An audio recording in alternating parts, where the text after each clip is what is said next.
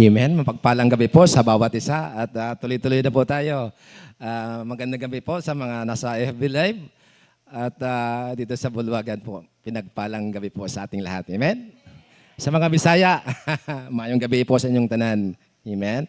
So naway sumaatin ang pagpapala at kapayapaan ng Diyos Ama ng ating Panginoong Hesus sa pamamagitan ng sa tulong ng banal na Espiritu. Amen? So palakpakan po natin ang Panginoon mga kapatid. Hallelujah! Praise the Lord! Hallelujah! So, tuloy-tuloy na po tayo at nasa letter O pa rin tayo po. No? Outreach, ang topic po natin. Pagpasensya na niyo po ako dahil itong cellphone ko ay may umaagaw. May umaagaw siya ng ano. So, okay po. At topic po natin ay outreach at saka ang tema po natin ngayon ay nasa ano pa rin po tayo. Brother Christian, nandiyan na.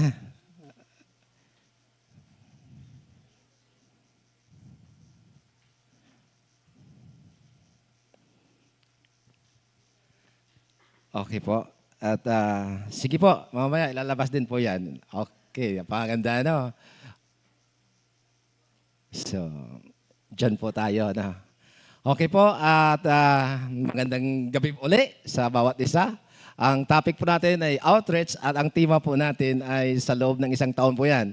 Abiding and proclaiming the Word of God with excellence. Inanyahan ko po ang lahat na tayo tumayo bilang paggalang sa pagbasa sa salita ng Panginoon at sabay-sabay po natin basahin ang salita ng Panginoon na makikita po natin dito po. Malinaw po, no? O sige po, sabay-sabay po natin basahin. Magbilang lang po ako in 1, 2, 3.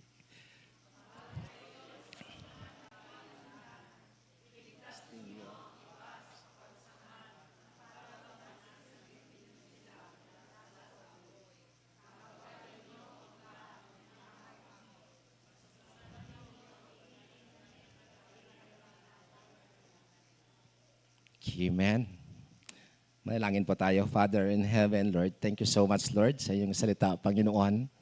Tunay nga po, Panginoon, ang pag-ibig niyo po, Panginoon, ay lubos-lubos po para sa amin, Panginoon.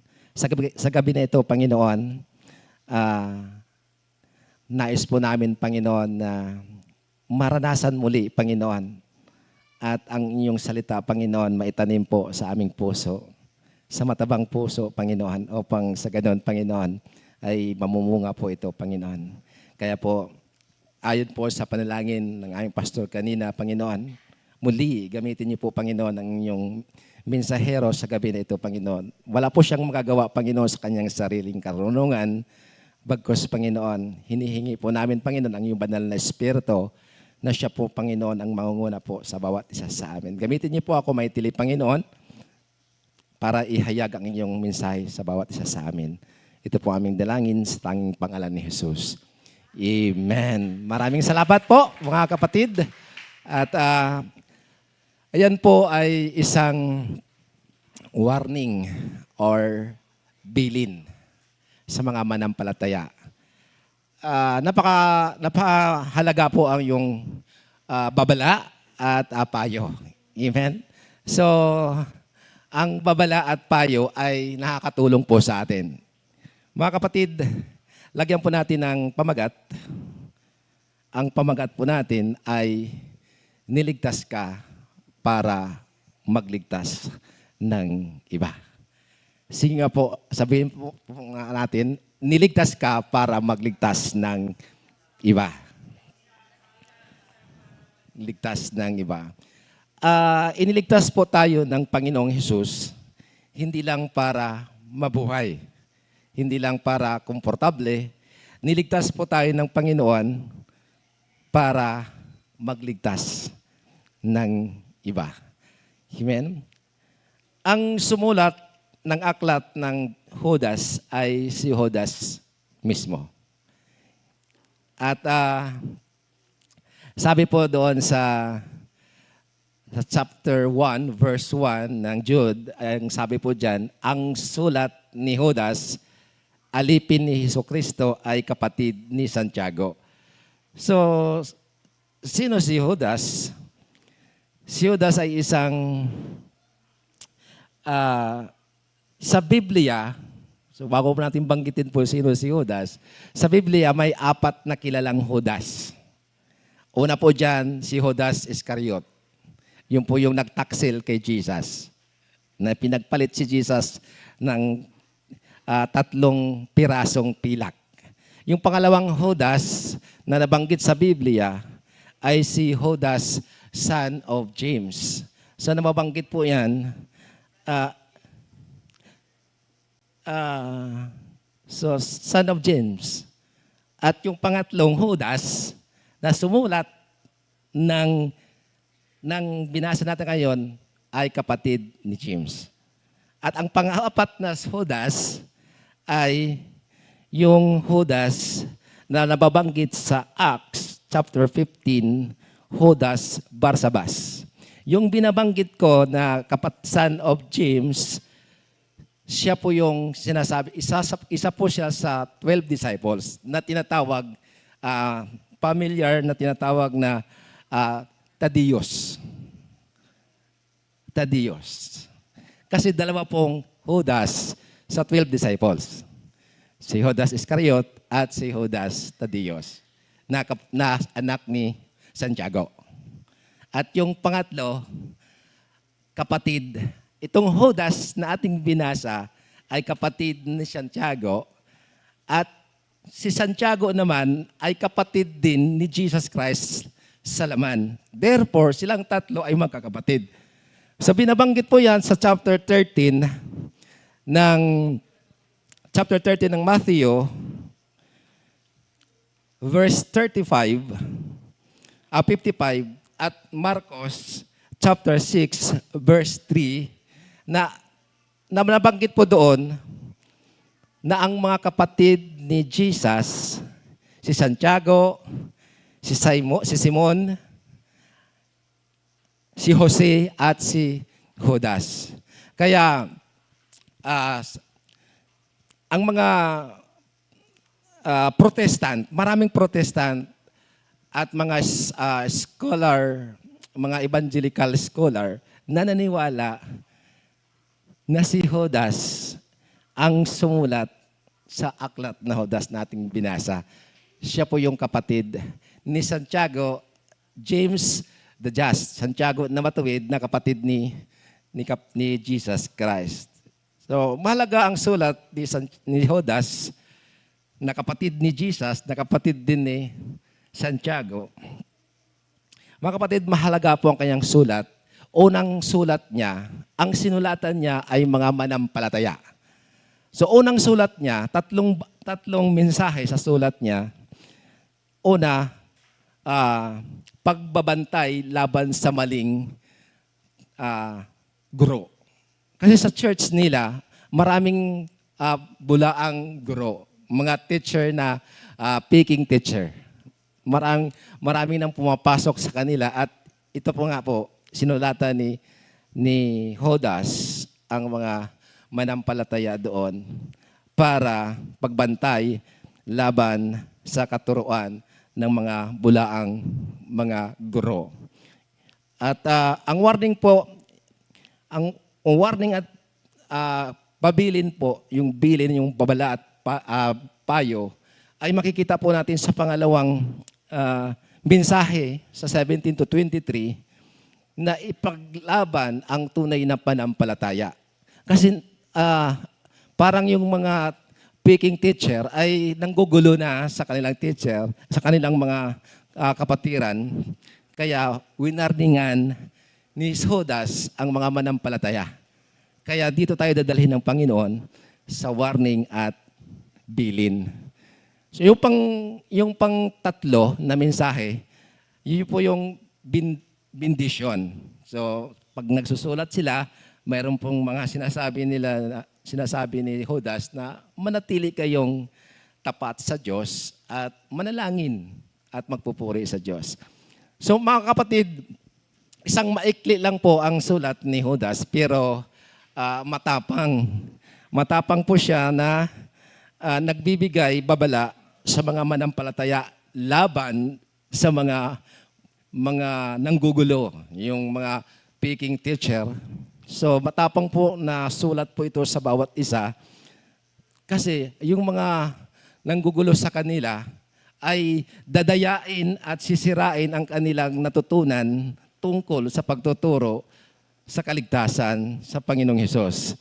Kaya kahit maliit po, maiksi po ang sulat na ito, pero makikita po natin puno ng mga payo at paalaala sa mga manampalataya. Hindi lang po sa church nila, maging sa atin na nag-aaral sa salita. Kung mabasa po natin ito, magbibigay din po ito ng kalakasan po sa atin. Kung mayroon tayong mga na-encounter na mga mali na mga katuruan, maalala po natin ito na ipaglaban po natin anuman po ang ating natutunan tungkol sa kaligtasan ng ating Panginoon. So, makikita din po natin mga kapatid ang puso ni Judas. Kita po natin dito yung puso niya na mapagpakumbaba. Kasi kung basahin mo po ang kanyang introduction sa kanyang sulat, nandun po yung hindi po niya ginagamit ang title na kapatid niya si Jesus. Bagkos, ang ginagamit po niya ay alipin ni Jesus. So nandun yung humbleness po na puso ni, hindi lang mapagpakumbabang puso si Judas, ay mayroon din malasakit at mahabagin na puso. Kasi nakita po niya na marami ng mga guro na mga piki na pumapasok doon, ay nandun po yung malasakit. Nandun yung mga payo at habilin na dapat ipaglaban nyo ang ating panampalataya. Huwag kayong basta-basta maniniwala sa kanila. Kasi sila ay maninira. Sila po ay nagdadala ng kasalanan at panlilang. So, ang puso ni Judas ay nandun yung habag at malasakit. So, walang pagkakaiba kay Jesus Christ. Si Jesus Christ ay mahabagin. At yun nga, magkapatid po sila sa laman. Kaya makita po natin ang yung puso na nagmamahal sa bawat manampalataya. Mga kapatid, dinadala tayo ng Panginoon sa verse 22 na ating binasa at saka 23, babala at payo. Sa panahon po natin mga kapatid, maraming tao na ang buhay nila ngayon ay lumalangoy-langoy po, parang nalulunod na. So, kung tingnan po natin ang paligid, ay spiritually po, talagang naghahanap po sila ng rescuer. So, kung sasabihin ko sa inyo, isa rin po ako noon, nung unang panahon na ako'y naglangoy-langoy doon sa muntik na akong malulunod. Amen? So spiritually, ganoon rin tayo. Nakaranas din po tayo sa sitwasyon na nagpapahamak sa atin na, yun nga, nalulunod na. Parang nalulunod na. Parang ganito po, nalulunod sa depression, nalulunod po na tayo sa pressure, o kaya mga broken family, bisyo, addiction. So mga kapatid, takot, kawalan ng pag-asa. So, mayroon pa mga kapatid, bago ngayon, maraming marunong ngumiti sa online. Pero umiiyak naman pag offline. So sila po mga kapatid, yung mga lumalangoy-langoy na parang nalulunod. Kaya ngayon, habang sila ay sumisigaw po sila na humihingi ng tulong. Kanino? Saan po sila sumisigaw? Parang mga kapatid, hindi po halata na sila po ay nangihingi ng tulong. Pero deep inside, sila po ay sumisigaw na naghahanap ng tulong sa kanila.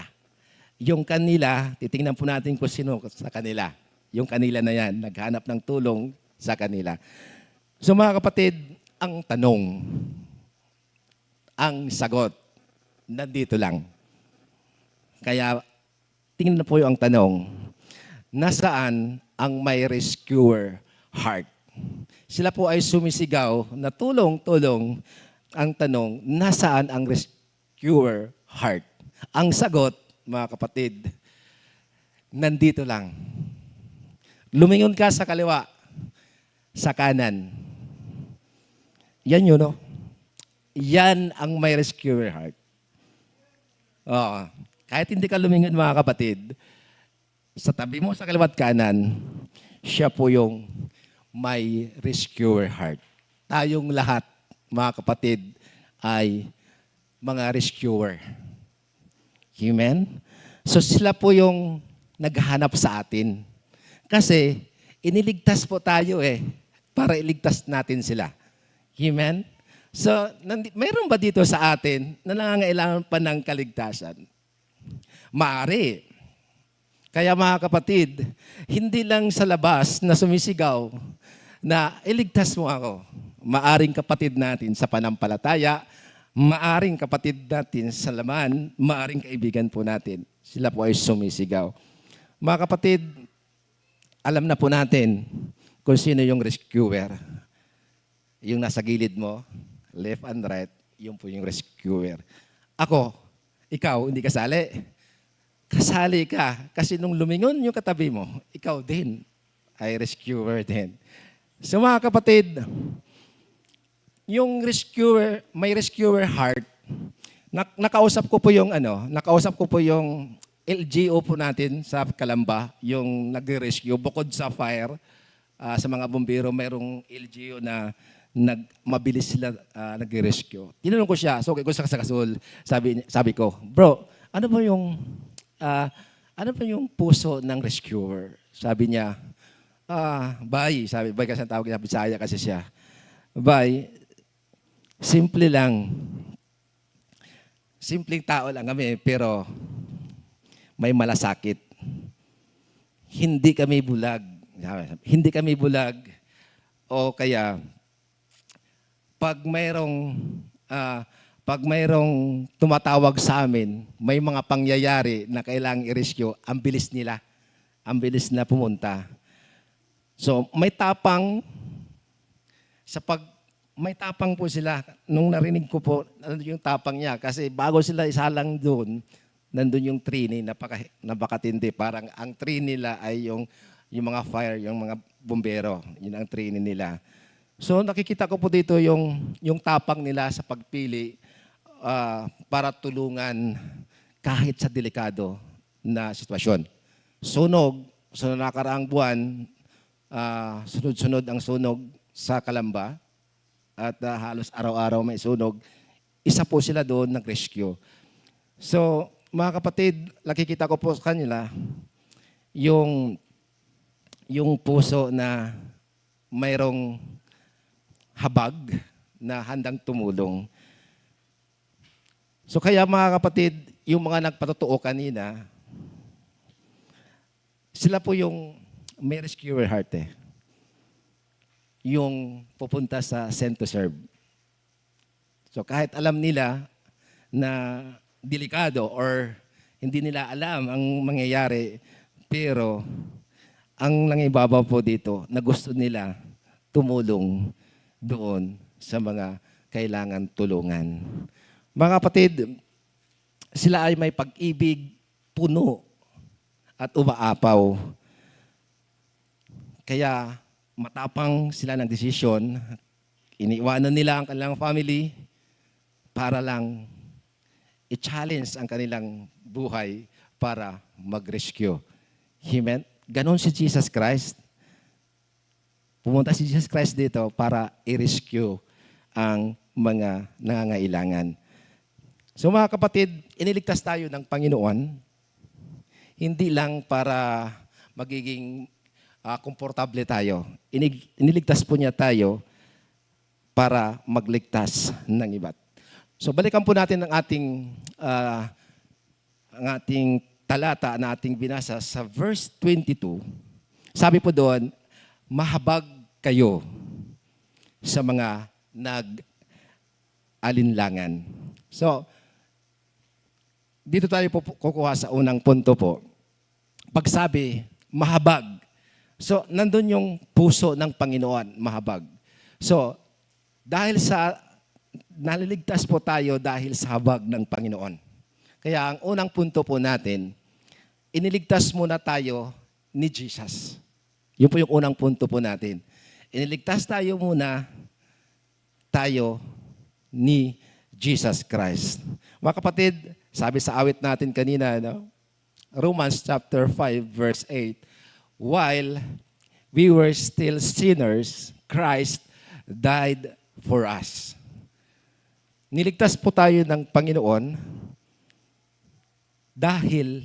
hindi dahil na mabuti ka, hindi dahil nagbibigay ka, hindi dahil gentleman ka. Hindi ka niligtas ng Panginoon ng ganon. Niligtas ka ng Panginoon sa mga sitwasyon na sugatan, sa sitwasyon na lunod sa kasalanan, at sa sitwasyon na malayo ka sa Panginoon. Sa madaling salita, sa sitwasyon na ikaw ay hiwalay sa Diyos. Kaya niligtas ka ng Panginoon.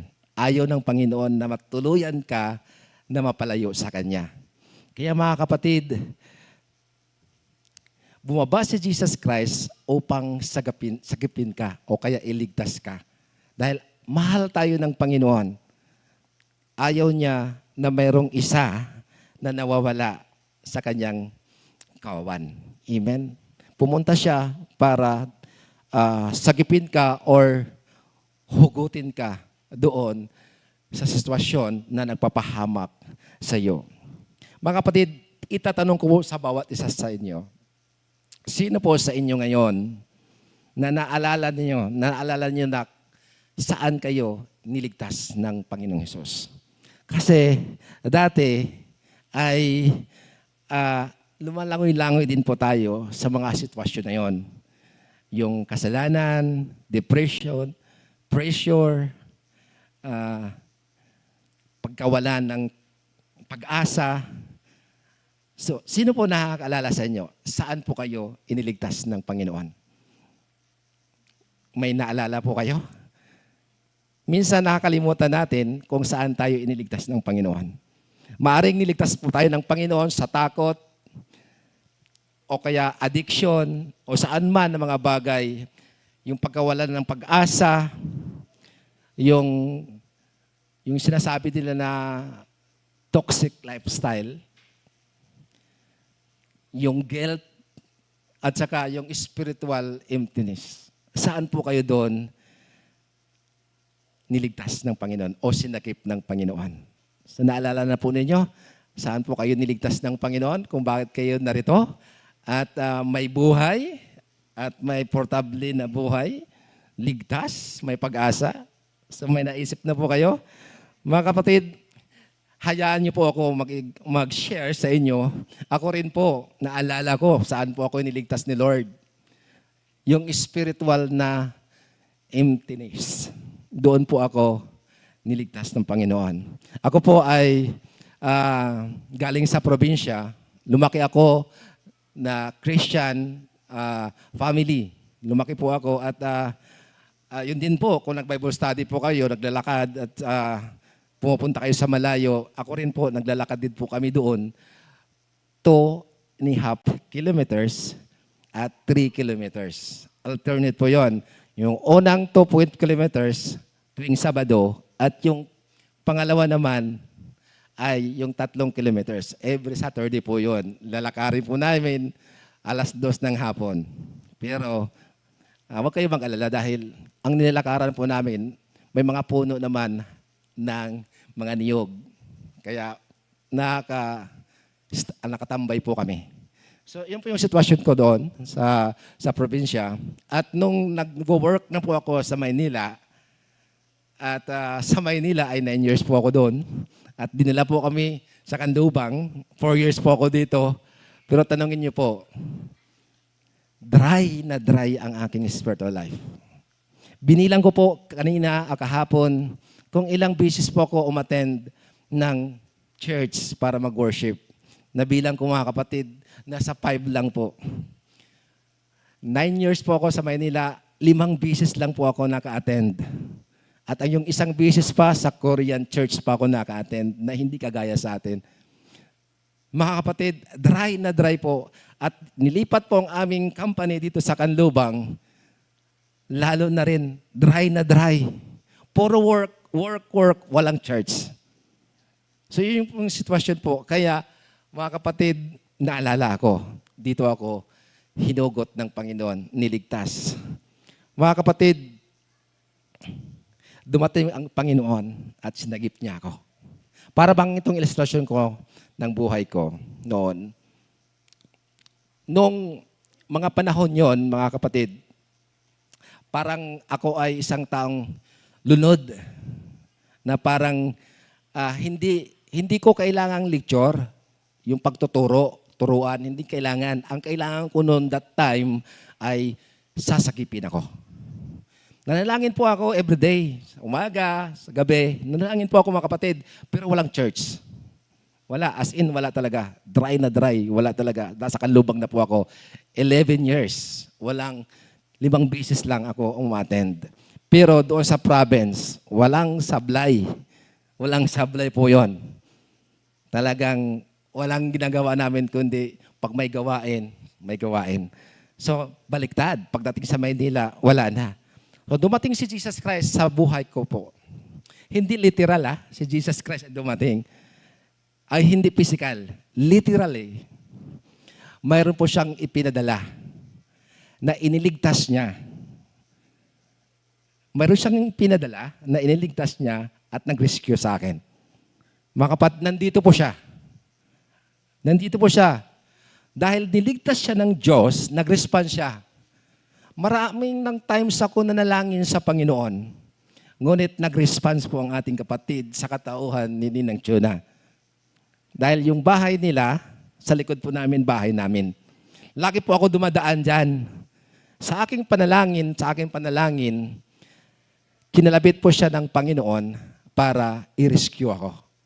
Niligtas niya that time, ligtas na po sila, kanilang family, ligtas na. Mga kapatid, ito po yon. Ang pakiramdam ko po, dahil lunod na po ako, ang pakiramdam ko para siyang salbabida na hinagis ni Jesus Christ doon sa harapan ko. At hinawakan ko ang salbabida at hinila po kami ng Panginoon para iligtas. Kaya mga kapatid, iniligtas tayo para magligtas din ng iba. So, kita po natin sa buhay ni Ninang Chuna, siya po ay niligtas din ng Panginoon at niligtas niya ako. Kaya isang malakas na palakpak para sa Panginoon sa buhay ni Sister Chuna. At hindi po nagtatapos. Pinagtutulungan nila po ako, mag-asawa, ginaguide nila po ako. At sa tulong din ni Pastor Boy na nagkakaroon ng Bible study doon sa area ng Canlubang.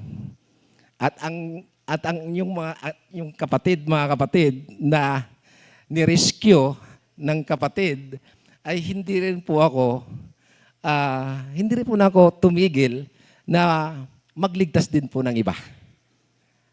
So dahil niligtas po tayo ng Panginoon, kailangan din po marami pang kaluluwa.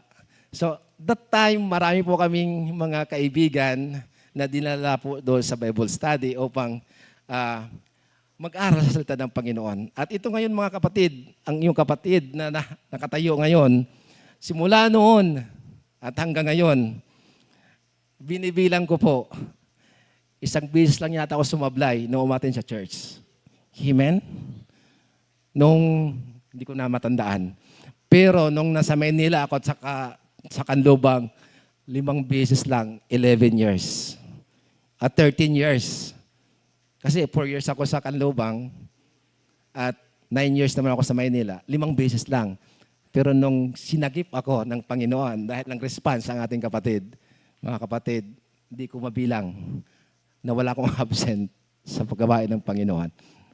Palakpakan po natin ng Panginoon. Hallelujah. Praise the Lord. Hallelujah. Mga kapatid, naalala na ninyo? Ganun si Jesus Christ Hindi man si Jesus Christ nagtuturo na tungkol sa pag-ibig, kundi hinahagisan na ako ng salbabida para kakapit sa salbabida upang maiahon po doon sa ilog or sa dagat na yon na malapit na po ako malulunod. Kaya napakabuti ang ating Panginoon. Kung naalala na ninyo kung saan kayo niligtas ng Panginoon, magkakaroon po kayo ng puso na marunong magligtas din ng iba. Amen? Kasi ako rin po ang kapatid, nung sinagip po ako ng Panginoon sa pamamagitan ng kapatid po natin, hindi po ako tumitigil na hindi rin ako makakuha o kaya hindi rin ako tumitigil na wala po akong dadalhin. Kasi niligtas nga ako ng Panginoon, kailangan magligtas din po ako ng iba sa pamamagitan ng Panginoon. Magiging salbabida din po ako sa kanila. Kaya mga kapatid, baka matagal na po kayo kinalabit ng Panginoon, kaya magpagabit po tayo sa Panginoon para sa iba. Amen? So, point number 2, mga kapatid, ay makikita po natin sa verse 23. Pakisuyo, Brother Christian. Iligtas ninyo ang iba sa kaparusahan na para bang sinagip ninyo sila mula sa apoy. So, mapapansin po natin mga kapatid, mayroon talagang ililigtas. Kaya ang point number 2 natin, may mga taong nalulunod sa panahon natin ngayon. May mga taong nalulunod sa panahon natin. Isa po ako dyan, nalulunod noon. At kailangan talaga mayroong rescuer. Kaya ang sabi ni Judas, na kapatid ni Jesus at ni James, na iligtas ninyo ang iba sa kaparusahan na para bang sinagip ninyo sila mula sa apoy. Kaya, mga kapatid, maaring kapitbahay ninyo, maaring kaibigan ninyo, o kaya maaring kapamilya ninyo, o kaya maaring kapwa manampalataya ninyo, o kaya kasosyo nyo sa negosyo. Mga kapatid, mapapansin po natin sa ating paligid na maraming sugatan, pero hindi lang nagpapahalata. Maraming sa church natin, hindi po natin halata na sugatan po sila. Meron silang dala-dala ng mga struggle. Mga kapatid, kung kinalapit ka ng Panginoon, nalalapitan mo siya para mag one-on-one kayo o kaya mag-usap kayo. So, yun na po yun. Kailangan po iligtas po natin sila. Kaya, minsan mga kapatid, makikita po natin na sila po ay sikat, talagang hinangaan, pero sa loob pala ay malungkot. Amen. Ibalik po natin sa point number 2. Mga kapatid, active nga po sa church. Okay, makinig po tayo na active sa church, pero deep inside, o kaya secretly, pagod. Meron po ba tayo dito? Active sa church, pero secretly, pagod na. Tumatawa tayo, pero gusto nang sumuko. Mga kapatid, ayan po mga sitwasyon na yan na kailangan po natin tulungan. Amen? Kasi mayroon talagang ililigtas. Kaya kung may nakita po tayo na ganun, mga kapatid, huwag tayong magpatumpik-tumpik. Lahat ng mga struggle, lahat ng ating naranasan, lahat ng ating hinaharap ngayon, nakikita ng Panginoon yan. Sabi ng Panginoon sa Matthew chapter 9 verse 36, when He saw the crowds, He had compassion on them. So tingnan po natin, sa panahon ngayon, napansin ni Jesus Christ, sa panahon noon ni Jesus Christ, napansin ni Jesus Christ ang sakit ng tao. Nakita po niya yan. Kahit ngayon, kitang-kita ni Jesus Christ ang mga sakit natin. mayroon sa atin dito na sugatan, pinipilit natin na walang sugat para makita ng iba, okay. Kita ng Panginoon yan, mga kapatid. May sugat po tayo. At tandaan po natin, mga kapatid, no, madali po tayong mag-critic. Madali po tayong mag-basher.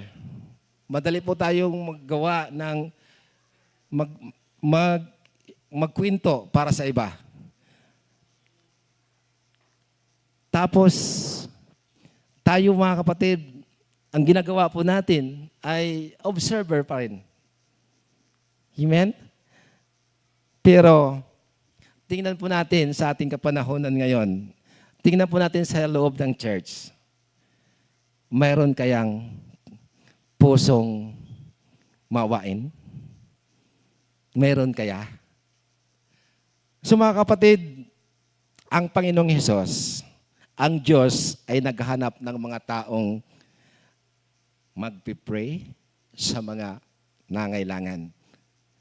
Kaya nga, sa ating night of prayer, na nawagan po ang ating pamunuan na dadalo po tayo. Kasi may mga taong talagang nalulunod na sa panahon ngayon na kailangan po natin idulog sa Panginoon. Ang Diyos ay naghahanap ng mag-abot sa mga naliligaw. Mag-abot ng mensahe sa bawat isa. Ang Diyos ay naghahanap sa mga tao na naligaw at ibalik sa church. So mga kapatid, madali lang po na gumawa ng mga kwento-kwento para sa kasiraan ng iba. Pero napakahirap gumawa ng awa at habag. Kaya mga kapatid, tayo'y daligtas sa awa at habag ng Panginoon. Kaya doon po tayo makapokus sa puso ng Panginoon na makakaroon po tayo ng habag. Abutin po natin ang mga tao na nakita ng Panginoon na mayroong sakit. Kaya mga kapatid, baka ikaw na ang sagot sa mga tao na may sugat o may sakit ngayon. Kung kinalapit po tayo ng Panginoon, dahil nalunod na po ngayon, hindi lang dito sa church, sa mga kaibigan po natin, mga kapatid, baka ikaw na ang sagot ng Panginoon para lapitan siya. Amen? So pupunta po tayo sa pangatlong punto.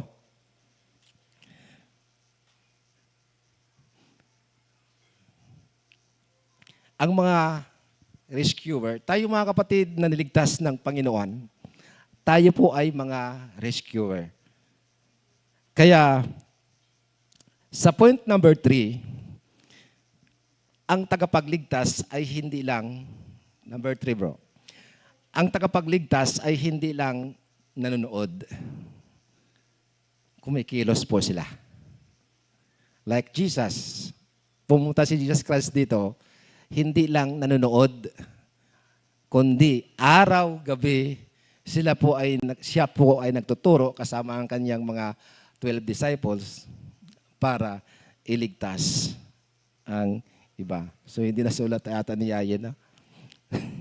So, ang tatlong punto ay ang tagapagligtas ay hindi lang nanonood, kumikilos. Amen po ba? So tayo po yung tagapagligtas. Tayo po yung gagamitin ng Panginoon na hindi lang panoorin natin ng isang manampalataya na mayroong sakit spiritually. Amen? So kailangan mga kapatid ay kumilos. Tingnan po natin ang istorya ng The Good Samaritan, di ba? Ang kwento ng Good Samaritan, may isang tao na nakahandusay sa tabi ng daanan. Mga kapatid, may nakakita, may dumaan. May nakakita, may dumaan. Pero may isang tumulong. Baka ikaw na yon.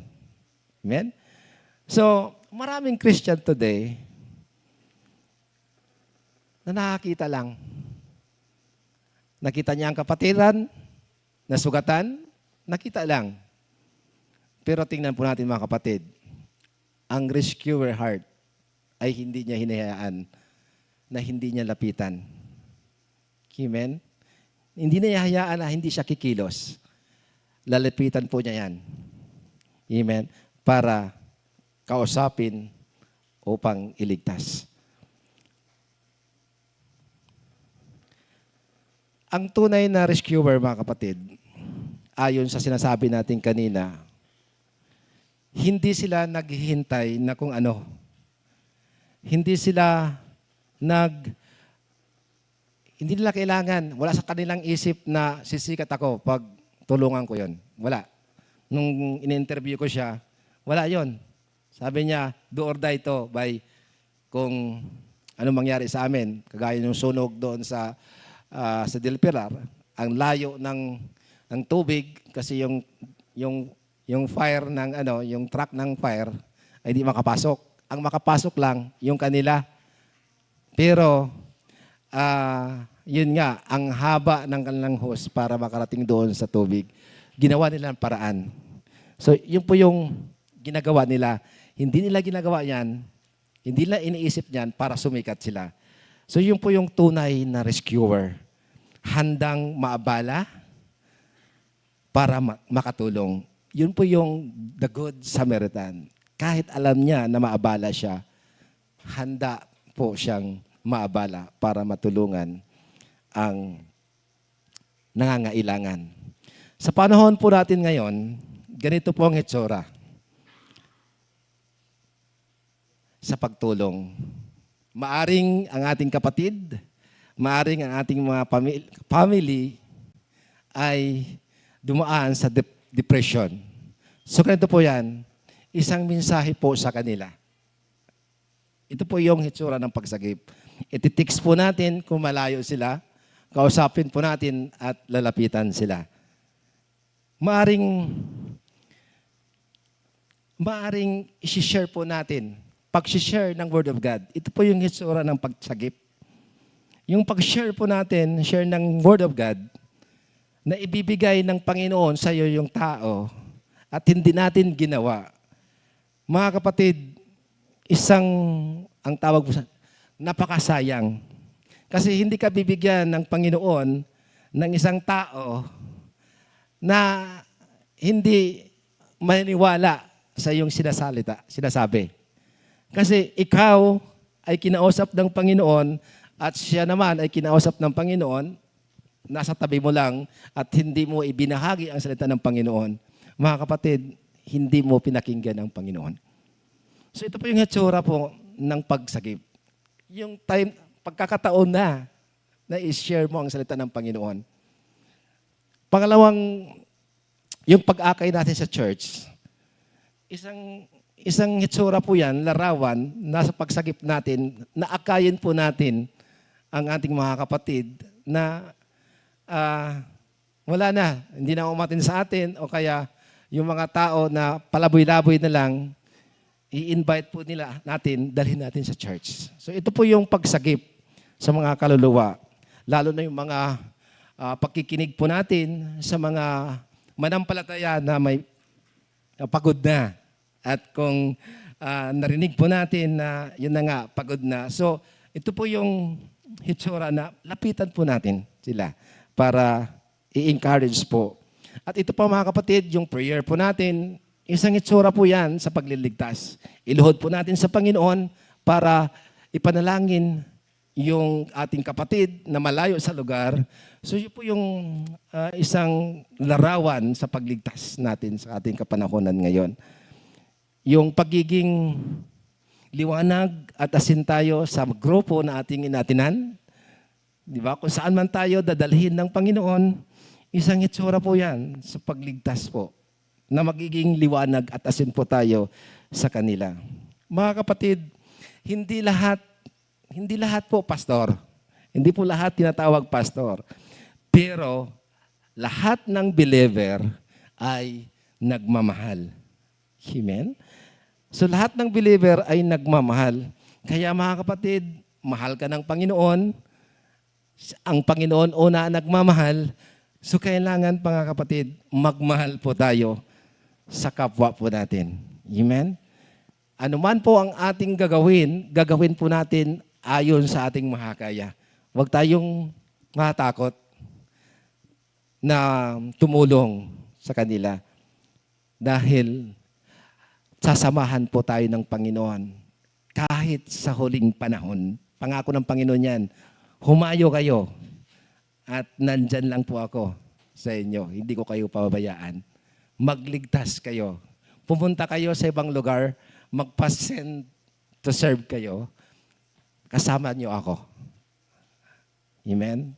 Kaya mga kapatid, ang Kristiyano, yung buod po ng 22, verse 22 to 23, ang buod po dyan ay ang Kristiyano ay tinawag na maging mahabagin na puso sa mga nagdududa.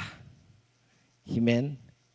Iligtas ang mga naliligaw at manatiling banal habang tayo'y tumutulong sa kanila.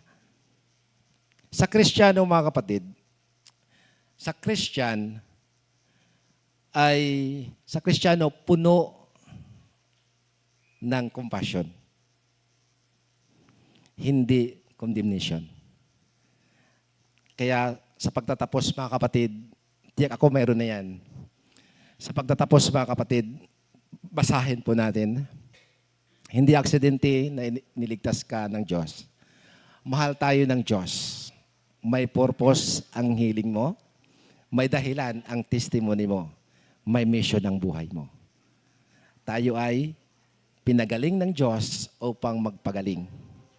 Tayo ay pinagpala ng Diyos upang magpala. Tayo ay minahal ng Diyos upang magmahal. Mga kapatid, ito ang panghuli. Tayo ay niligtas ng Diyos upang magligtas. Amen? Mga kapatid, isang challenge po sa bawat isa sa atin. Tanungin mo ang sarili mo ngayon. Sabihin mo sa sarili mo, huwag kang mahiya. Lapitan mo siya mamaya. Ito po yung challenge po sa atin bilang isang niligtas ng Panginoon para magligtas ng iba. Sabihin natin sa ating sarili, huwag kang mahiya. Lapitan mo. Kailan pa? O di mamaya na. So yun po yung habon po sa bawat isa. Namimiss po natin yan. Yung malapit na mamatay, sabi ng Panginoon, puntahan mo siya. I-share mo ang mabuting balita. Iligtas mo ang kanyang kaluluwa. Ikaw ang gagamitin, mga kapatid. Si Jesus Christ, ay nasusulat na po yan. Hindi pa siya babalik para makita natin mukhaan. Kasi may sikang kaming si Jesus makita natin mukhaan. Hindi pa. Si Jesus Christ ay gagamitin ka sa ating physical na katawan. Like Ninang Chuna, nag-respond siya, niligtas siya ni Jesus Christ para iligtas ako. Sagipin ako na nalulunod sa sitwasyon na nakakatakot. Kaya mga kapatid, tandaan po natin sa ating pag-uwi. Sabihin po natin sa sarili natin, huwag ka nang mahiya. Kausapin mo na siya. I-share mo ang magandang balita. Amen? Mga kapatid, bilang sa pagtatapos, hayaan niyo po ako manalangin po. Iyuko po natin ang ating ulo sa Panginoon bilang pagkasalamat. Hallelujah. Lord God, salamat po dahil hindi mo kami pinabayaan nung kami nangailangan ng rescue. Lord, bigyan mo kami ng pusong may habag, kagaya ni Lord Jesus. Gamitin mo kami para magdala ng pag-asa. Gamitin niyo po kami, Panginoon, upang magdala ng pagmamahal.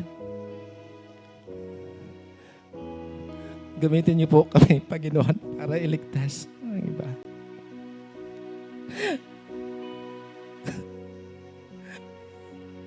Panginoon, guilty po ako. Marami po kayong sinasabi sa akin, ngunit hindi ko po, Panginoon, ginawa. Sasabihin ko po, Panginoon, sa aking mga kapatiran na nagkakasala po ako sa iyo, Panginoon. Dahil ang mensahe na ito, Panginoon, ay mensahe ko po. Mensahe ng lahat. Sa gabi na ito, Panginoon, hayaan niyo po, Panginoon, na kumilos ka. At gamitin niyo po ang buhay na ito, Panginoon, para iligtas ang iba. Tawad po, Panginoon. Kamali, nakasala po ako sa iyo. Hindi pa ako naging tapat sa iyo, Panginoon.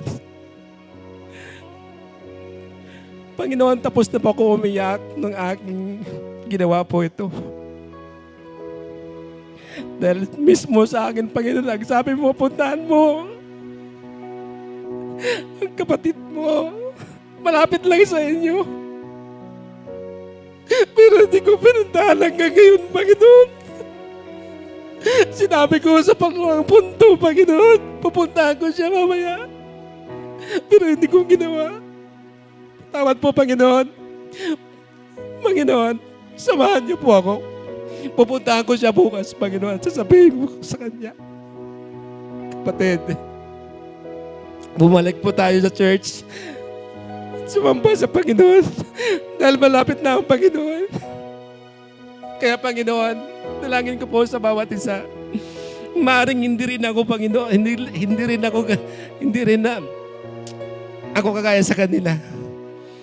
Panginoon, dalangin ko rin po sa bawat isa, Panginoon, na kung mayroong sitwasyon ng ganito, na hindi pa nila napuntahan ang iyong inuutos sa kanila, tawarin niyo po sila, Panginoon. Father God, sasabihin po namin sa aming sarili, puntahan mo, huwag kang mahiya. Salamat po, Diyos, sa iyong pagligtas sa akin. Hayaan niyo po, Panginoon. Iligtas ko rin po, Panginoon, ang iba. Ito po aking dalangin, Panginoon, sa pangalan ni Jesus. Amen. Hallelujah. To God be all the glory.